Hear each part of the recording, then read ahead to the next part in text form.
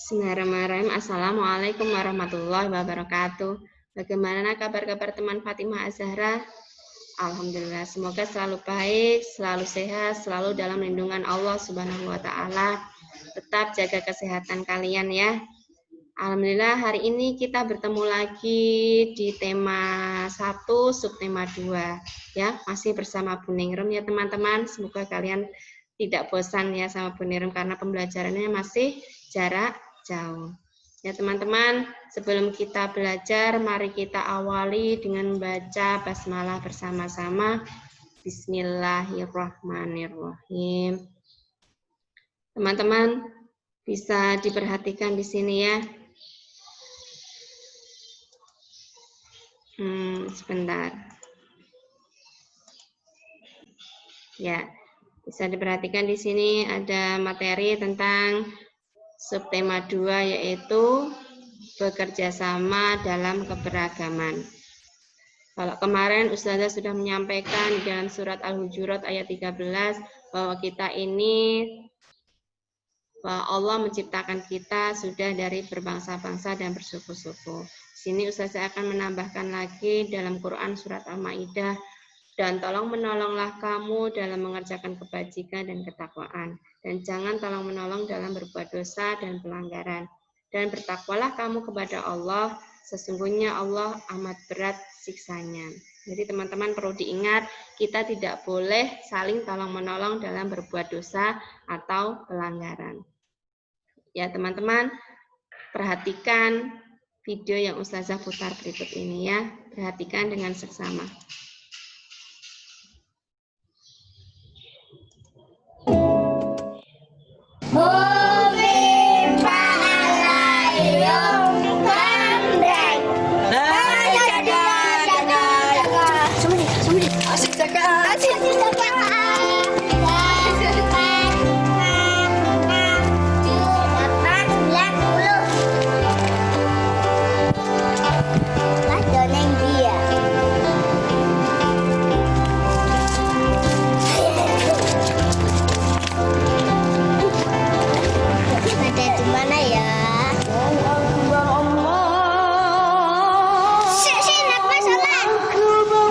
Guys, dolanane urung rampung kok wis balik.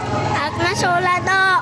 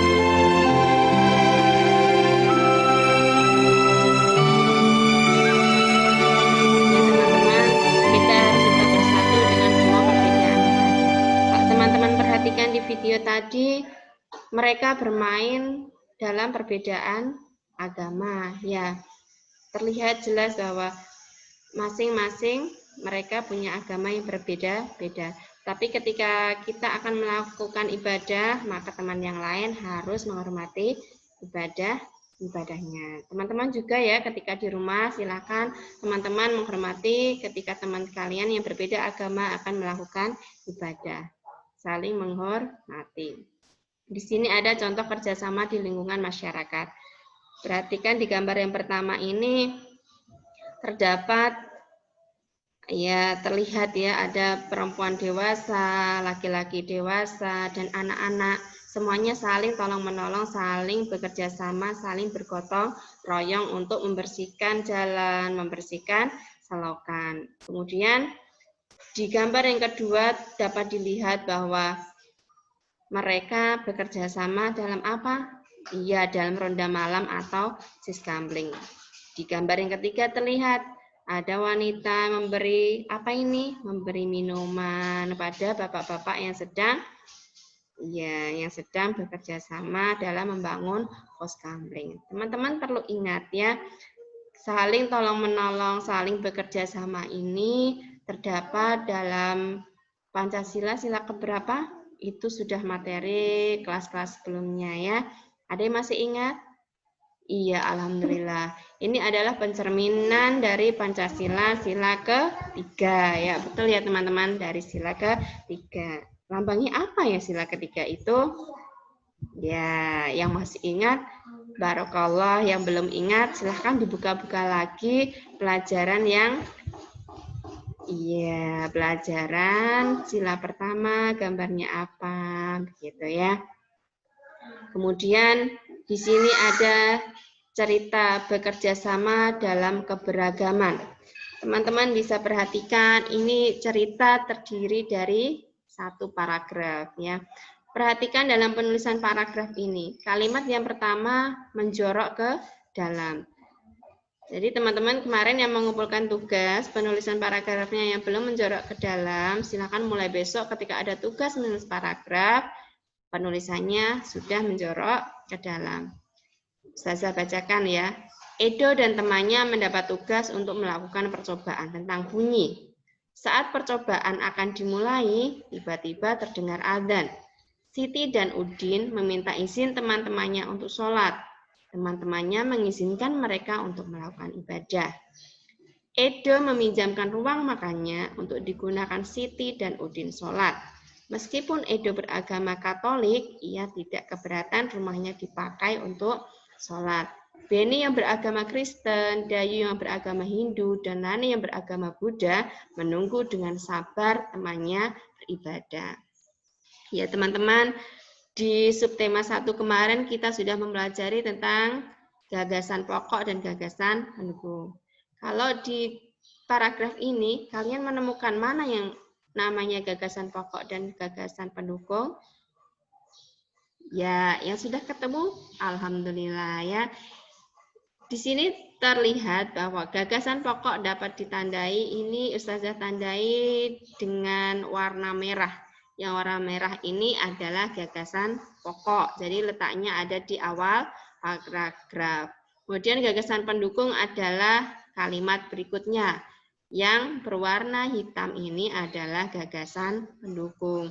Jadi gagasan pendukung bisa terdiri dari beberapa kalimat. Ya, begitu ya teman-teman. Semoga kalian paham tentang gagasan pokok dan gagasan pendukung.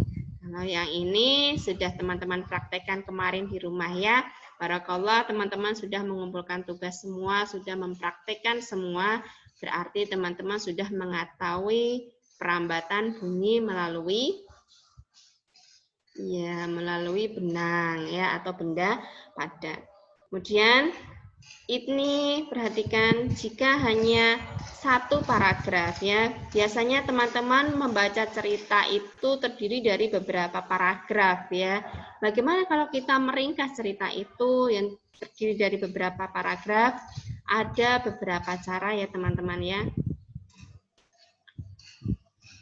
Coba diperhatikan cara meringkas bacaan yang terdiri dari beberapa paragraf. Yang pertama adalah membaca naskah asli atau membaca berulang kali sampai kita paham. Yang kedua, mencatat gagasan utamanya atau gagasan pokoknya. Jadi kita catat. Yang ketiga, gunakan kalimat baru. Kalimat baru itu kalimat dengan menggunakan bahasa kita sendiri. Yang keempat adalah menyusun ringkasan dalam kalimat tunggal ya. Itulah cara-cara dalam meringkas suatu cerita. Pernahkah teman-teman melakukan ini? Melakukan apa ya? Nah, ya sudah terlihat ya teman-teman. Karena kita bahagia, maka kita akan ini pegang mic berarti sedang bernyanyi. Dan bernyanyi karena pasti mendengarkan musik ya. Bagaimana kita bisa mendengar musik? Kita mendengar melalui apa toh?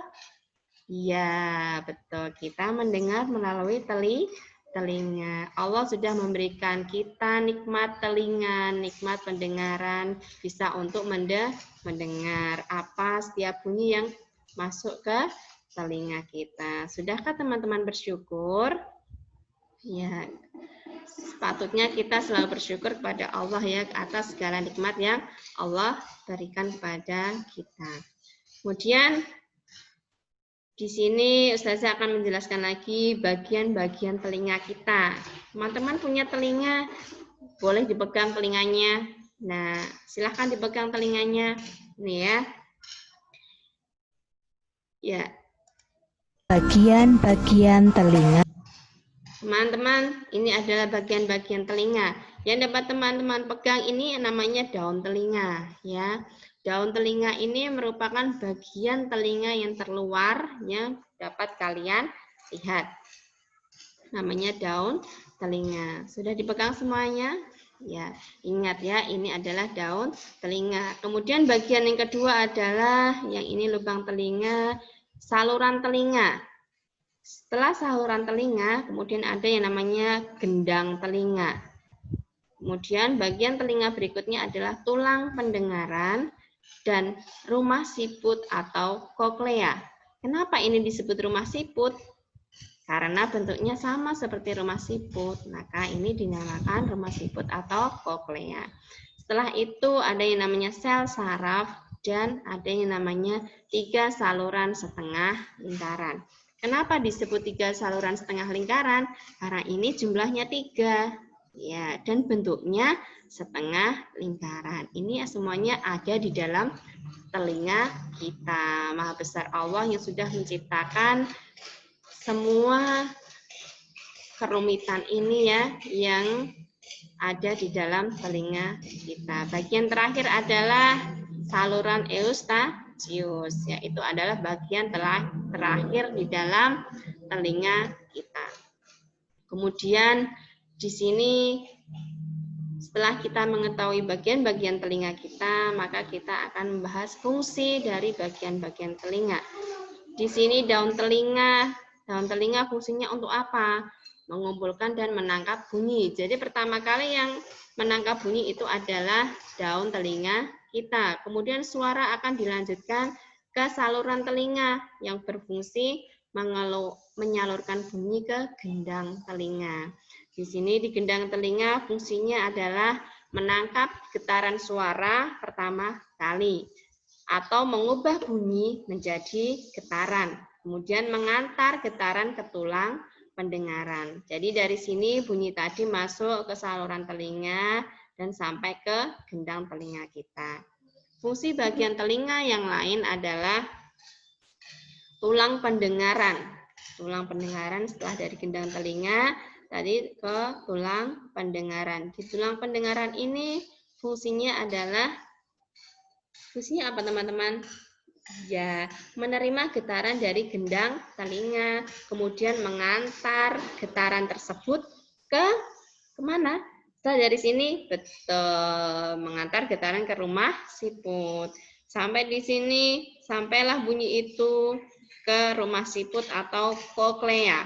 Fungsinya menerima getaran dari tulang pendengaran, mengantar getaran ke sel syaraf. Sampailah di sel saraf. Sel saraf ini fungsinya mengantar getaran ke otak. Ya, akhirnya kita melakukan apa yang kita dengar. Baru sampai sel saraf, masih ada bagian telinga kita yang lain, ya, yaitu 3 saluran setengah lingkaran. Fungsinya ini apa? Ya, fungsinya untuk menjaga keseimbangan tubuh. Dengan suara itu, kemudian yang terakhir adalah bagian telinga terakhir adalah saluran eustachius. Fungsinya apa?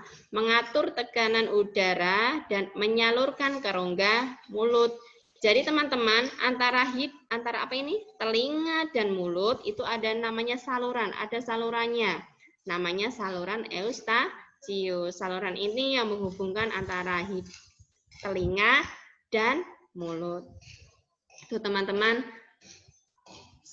banyak sekali ya bagian-bagian telinga dan fungsinya.